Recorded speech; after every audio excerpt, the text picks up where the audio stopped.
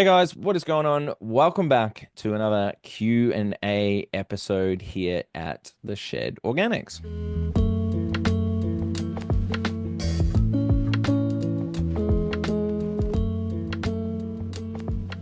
So today, guys, we are going to be answering your questions as usual. So over the last few weeks, I've been collecting a bunch of questions that people seem to be asking me either in my meetings with people, private questions online, DMs, things like this, or even comments on previous Q&A videos. And today, what makes it extra special is that we are live on TikTok here.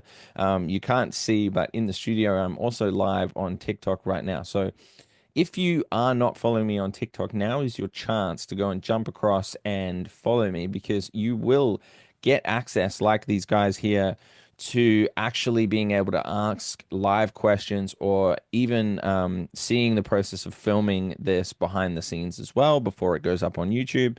So if you're on TikTok, then you'll be able to ask questions live, and I might jump in and answer some if they come in during the episode recording. But nonetheless, I've got a few questions already lined up to jump straight into. So without further ado, let's go to the first question. What are some common plant diseases that I should watch out for in autumn? Um, Autumn brings a few problems. Now, here in Brisbane, we're kind of going through a bit of the rainy season. A little bit of increased humidity starts to come around, which means that it can bring in some things like powdery mildew. Um, it's one thing that really tends to kind of spread easily. Once you've got those powdery mildew spores on top of the leaves, then they can be spreading quite easily. So stay on top of it. Make sure there's increased airflow at the moment, and you're removing any of those affected leaves once you start to see them. And a good piece of advice is to not throw them in your compost bin. If your compost is not done correctly, then you might still have some of these spores that tend to linger around, and then you're kind of spreading them all over the garden and giving them a chance to basically take control again once they resurface. So I would tend to throw these out if you've got a green bin or something like this, or there's a certain area where you can discard these without going into your normal compost, then that's probably the better option. Another one that you might be seeing a lot of is rust, especially on our frangipanis that are beautifully in flower now. If you've got a frangipani, so they smell wonderful, but you might be seeing some rust. So some sort of fungal spray or even a copper spray might even do the trick for rust.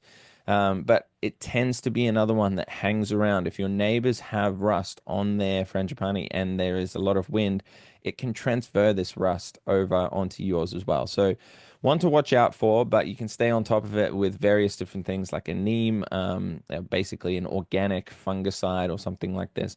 And that can really help stay on top of these as we go. What is the best way to store seeds from summer crops for the next season? I guess this goes for any kind of crops. If you've got, say, something like basil that is going to seed right about now in Queensland, we're starting to round the corner and you're seeing your basil shooting off and going into flower.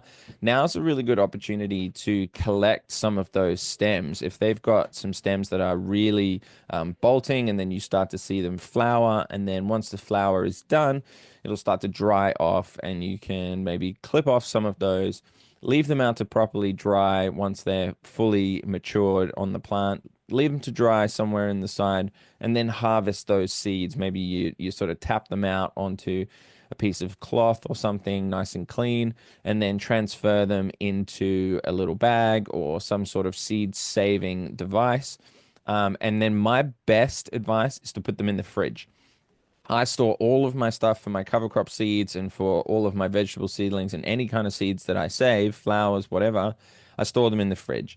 This kind of mimics nature, how it might go through a frost or it might go through a colder period. And then when the soil warms up enough for them to sprout, which generally in Australia, especially here in Brisbane and Queensland, we get a lot of warmer weather. So once you see the weather starting to warm up, the soil starts to warm up, then you get enough chance to be able to germinate some of these seeds that might have been dormant in the winter months. So save them in the fridge, keep them in an airtight container or something like this, and you'll be well and truly on your way for success saving the seeds.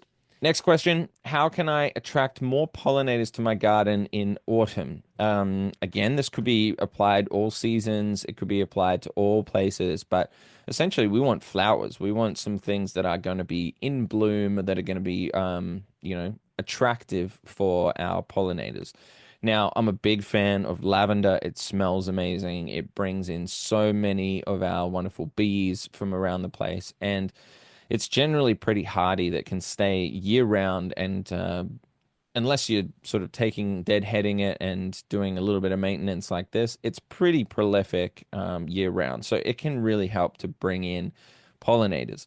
Now, other ones I like are things like our marigolds here in Brisbane. They seem to just do well all year round, but you can just get away with so many different flowers. It's actually coming into sunflower season as well. Sunflowers are bright, they're beautiful, they're wonderful.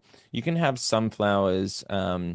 I guess planted now as it's a sunflower, so it likes a lot of sun, but it tends to be kind of too hot almost in some of our Queensland summers. So now that it's tending to come off, sunflowers are a really, really good one to be planting, and look out for all of those wonderful sunflower festivals that are around where there's fields and fields of amazing sunflowers that you can go and visit and take some photos, spend some time in.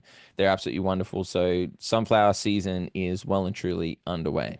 So this one's for our citrus trees. How do I care for my citrus trees through autumn? Now, if you didn't see already, I've just planted a few citrus trees that were well overdue to be in the ground. Now, it may not be an optimum time for me to be planting the citrus, but we can get away with planting things like citrus all year round here in Brisbane, which is wonderful. Now, if you haven't got any fruit on your citrus, now or moving through autumn might be a good time to sort of prune off any of that dead extra wood that is not being utilized by the plant and may, in fact, cause problems down the line. So now's a good chance to kind of give it a little bit of a trim and get it ready so that when springtime hits, it can really shoot off again. You may have fruit, or you may have some citrus already on your trees. So now would not be a good time to be pruning if you're still having some fruit set. So maybe an extra boost of liquid fertilizer to try and get you through to the final fruiting, or even just a nice slow release fertilizer, obviously like the number one blend or some compost or something around the base of the tree, and then watering it in with some mulch on top, things like this, getting it really ready to just either finish off all of those fruiting or kickstart it again, ready for next season. So that's probably what I would do through autumn, a little bit of a prune, a little bit of a feed and remulch and just get it ready to go again next time round. Okay, let's go to a question that popped up on TikTok just before. So let me just grab this one. Is autumn a good time to start a compost bin? Um, well, I guess. Thank you to that comment on TikTok. Remember, if you are on TikTok, come and follow me so that you can do this live and ask me live questions as well. Um, so yeah, composting. Look, you can do composting all year round. So the best time to start composting is right now. But in terms of actual like hot composting, through the winter, the cooler temperatures allow for a slower decomposition of all of our things. I mean, it does help it stop your compost from getting too hot and completely killing off all the bacteria and life in there. But if you are thinking about composting, now is a great time. You can get it all set up. Try and maybe if you're in a cooler climate, you can do it in a warm spot so it maintains some of its heat, and vice versa. If you're in an arid, dry, and really, really hot place at the moment, then maybe move it slightly into the shade or something so that it doesn't overheat. But basically, any time is a good time to start composting. And as we move into autumn, some of all the trees that are losing their leaves in autumn are wonderful things to be collecting some of the leaf litter and throwing it through your compost. So Yeah, thank you to those on TikTok asking questions.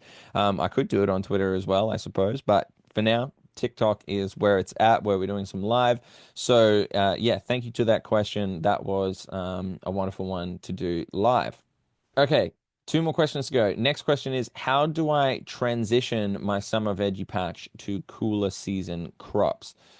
Um, Now, this is just personally speaking, what I would do. I've got a bed of corn at the moment that's still going. I'm trying to push the summer season all the way through to the end.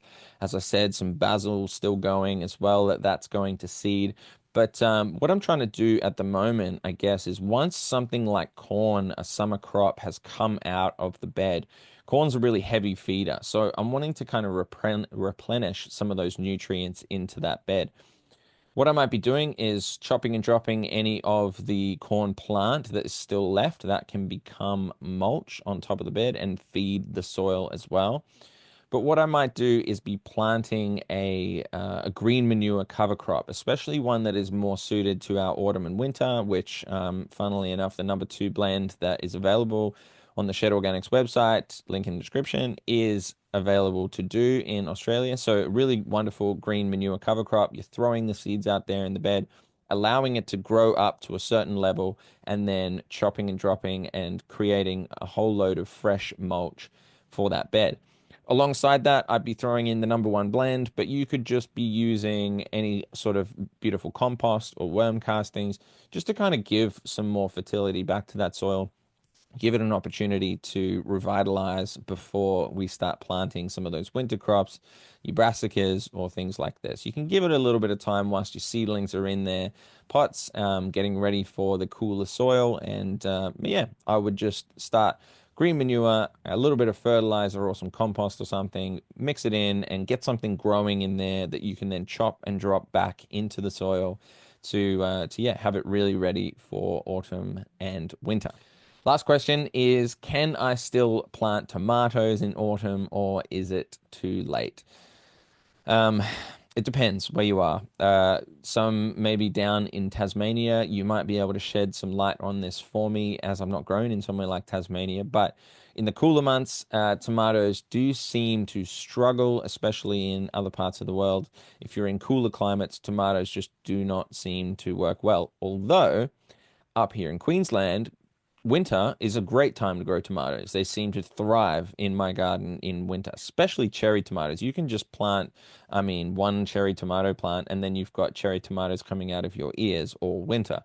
And then, obviously, as we know, tomatoes are wonderful self-seeders. They drop their own seeds, they drop them into the soil, and then they're just popping up absolutely everywhere. So, tomatoes can be a wonderful one here for autumn and winter. You can keep some great varieties going all the way through and pretty much have tomatoes all year round. But I would just double check where you are. There's no harm in trying. Like, that's what we do here in the garden. We just try things out. We want to try and make the most of our garden beds and our seasons. And look, if you haven't tried it, maybe try it. If you have a greenhouse or something like this where you can increase the heat and make it nice and bright and warm, then tomatoes can be a good one for you. So a whole bunch of different methods that you can try, but I would still back the tomatoes even through winter. Cool. So that basically sums it up for today's episode. Remember, if you have a question, if you've got a burning question in the garden, please leave it in the comments. Send me a DM, or you could be live on TikTok like these guys have been joining us today, and you can be sharing your question live to me, and I will do my best to answer it as well. So, look, thank you very much for watching. If you enjoyed the video, leave a like or subscribe for some more. And we'll see you again very soon on the next one.